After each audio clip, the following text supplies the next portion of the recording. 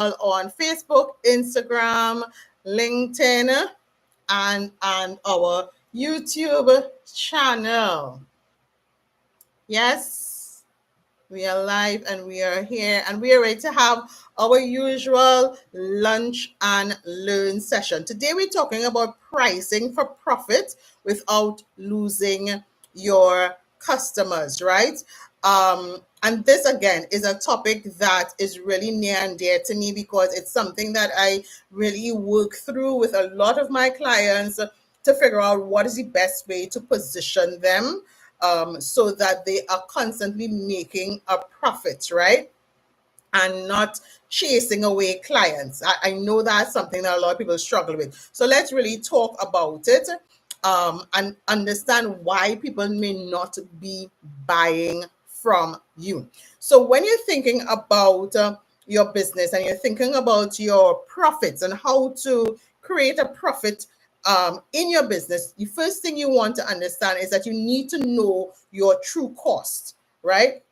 Not just the materials, but the labor that it costs to do whatever you are doing for your audience, right? Your packaging, your delivery, if there's a marketing cost, if there are rents, utilities, and even your own salary, whatever you pay yourself every single week, right? You don't want to just price based on the visible cost, because there are some invisible costs involved as well, right? You want to write that down. Don't guess it in your head. Look at what happens in your business every single day or every single week and write down every cost, right? Whether you have to put gas in your car, right? The time that it takes you to put together a training or a template or a book or whatever that is. You have to know the true cost of your business, of what you are doing on your offer, right? And then you want to set what I call like a profit margin intentionally. So you decide the percentage of the profit you want to earn per sale and work backwards. Let me say that again. You decide the percentage of the profit you want to earn per sale, and then you work backwards. So if your target margin is 40%, you don't just guess. You have to calculate what that 40% is going to look like in your business, right? So you can determine the best cost for your business. So let's give you an example. If, for example, a cake costs you $50 to make, right? That includes everything. It costs $50 to make that cake. And you want to have a 40% margin, then your selling price should be $83, right? Not $60.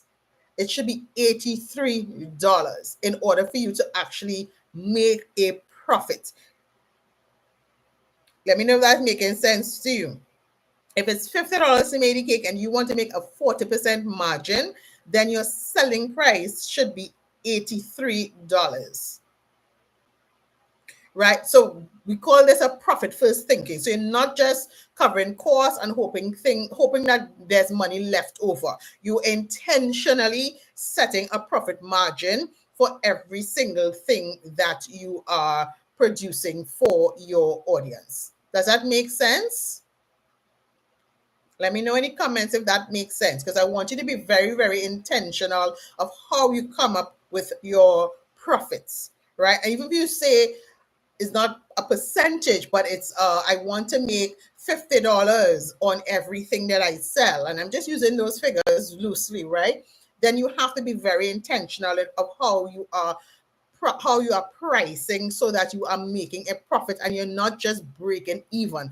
A lot of businesses, especially when they now start and they're not sure about how to price, they price in such a way that they're just breaking even.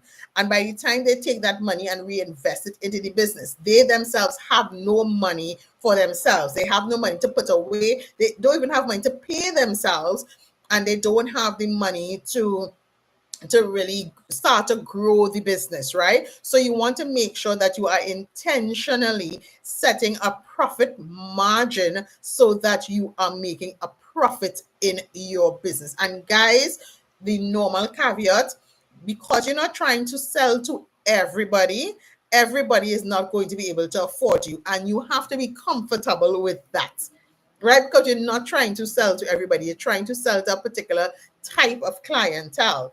And based on what, if your offering is very valuable to them, they will be willing to pay according to how you position, according to how you position your brand, right?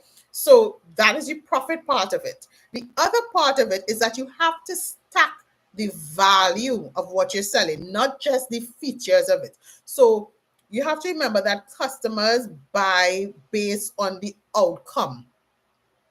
Don't just tell them what you're selling. Tell them what it does for them. How would it change their lives? How would it improve their lives? How would it make their life better? That is what you're actually selling. You're not selling an itemized list of things. How is their life going to be better once they buy this thing from you? How is their life going to be improved?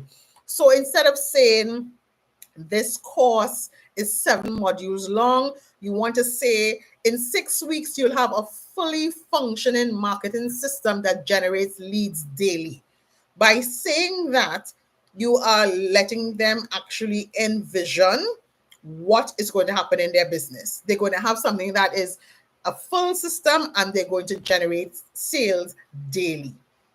You understand how that is much different than if you just tell somebody, this course, buy this course from me, and it's 6 modules long. You want to tell them, you're not even listing what the modules are. You want to tell them what the outcome is. That is called stacking value. So it means you're showing everything the customer gains by buying from you: the results, the convenience, the expertise, the speed, the peace of mind, the exclusivity.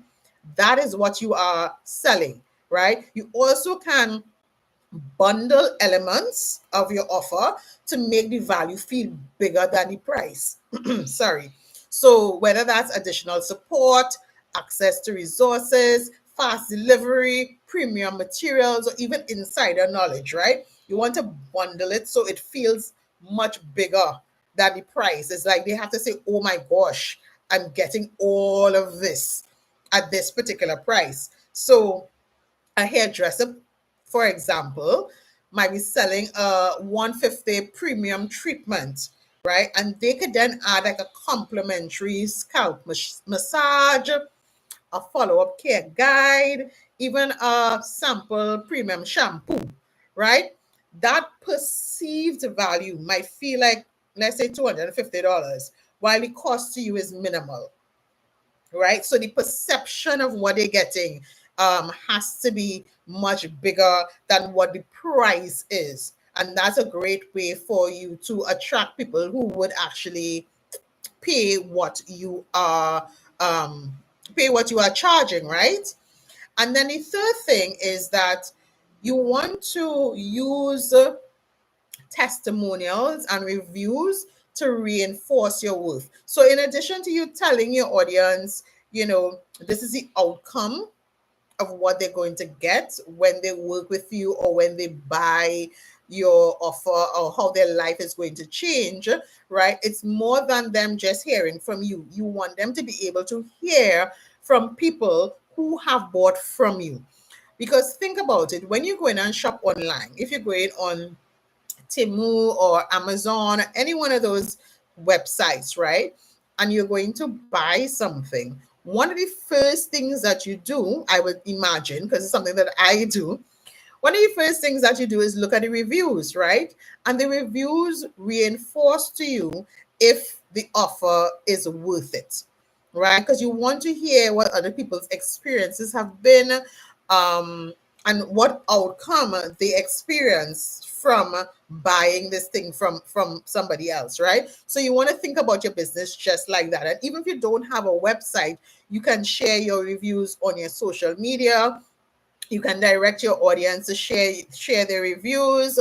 You can even share it in your Google business place, and you can even share it as posts, as reels, as stories, right? Because those testimonials let they reinforce your worth. So you want to let your past customers explain why your price is worth it, right? That tends to be more convincing than you trying to say it yourself to your audience who's looking at you on social media or even reading your emails or even on your website, right? So the more testimonials that you can get, and I always tell you guys, every time you engage with a client, ask them for a testimonial at least 3 to 4 times, because the first time that you ask, more than likely they are not going to be ready to give you a testimonial because lives and so you want to get those testimonials and get those reviews coming in, right? So in choosing the testimonials that you want to highlight, though, you want to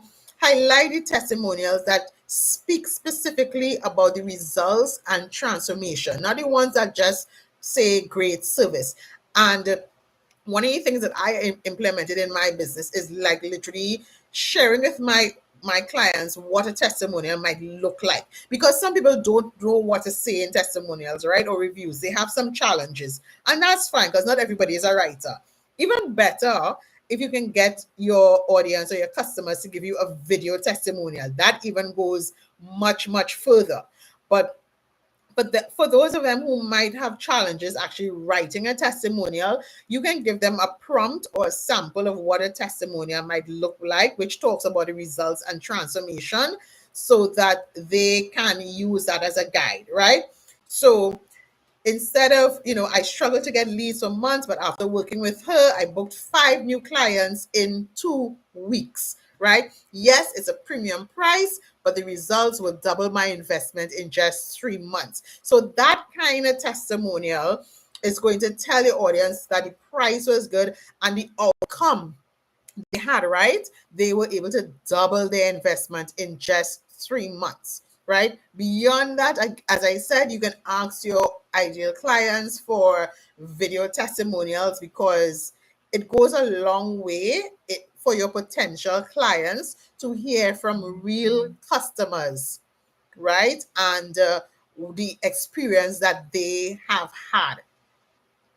Does that make sense to you guys? I hope that makes sense, because when you're thinking about pricing for profit, it's not just about the numbers, it's a combination of all the things that you have to put together. So, yes, you're going to start off with calculating your cost and your desired margin, right? But in addition to that, you want to pay attention to how you are stacking your value, right? How you are positioning your value to your ideal clients, because that is also going to play into not just your pricing, but how you are attracting your ideal clients so that you can make that profit in your business. Yeah. So you want to calculate your costs and your desired margin.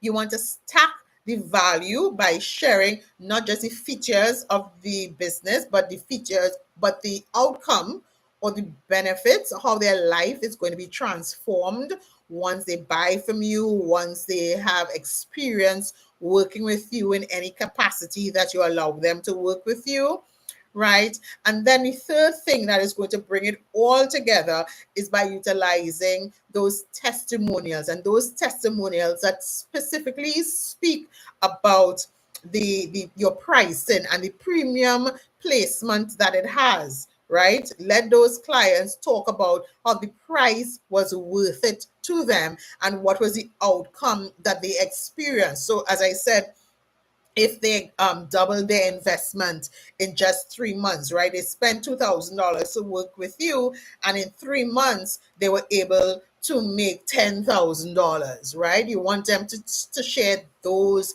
types of testimonials with your audience, right? So remember that when you're selling, you're not just selling a thing, you're selling a change in someone's life. You're selling the transformation that they are going to experience. That is what you are selling. And that translates into your pricing. Does that make sense, guys? I'm trying to break it down as much as possible for you so that you can understand how it all works together for you to get the outcome that you ideally want. Does that make sense? And as usual, if you have any challenges with pricing, with positioning yourself, or even getting testimonials from your clients, then I am here to help. Just jump into my DMs or leave a comment underneath this video, and I will be glad to expand on this conversation so that you will no longer struggle, and you'll be able to position yourself so that instead of chasing clients, you can attract the best type of clients to your business so that you are making a profit in your business every single day, right? So I look forward to hearing from you guys, and meet us here again next week, Wednesday, for our next Lunch and Learn session. Have a great day. Bye.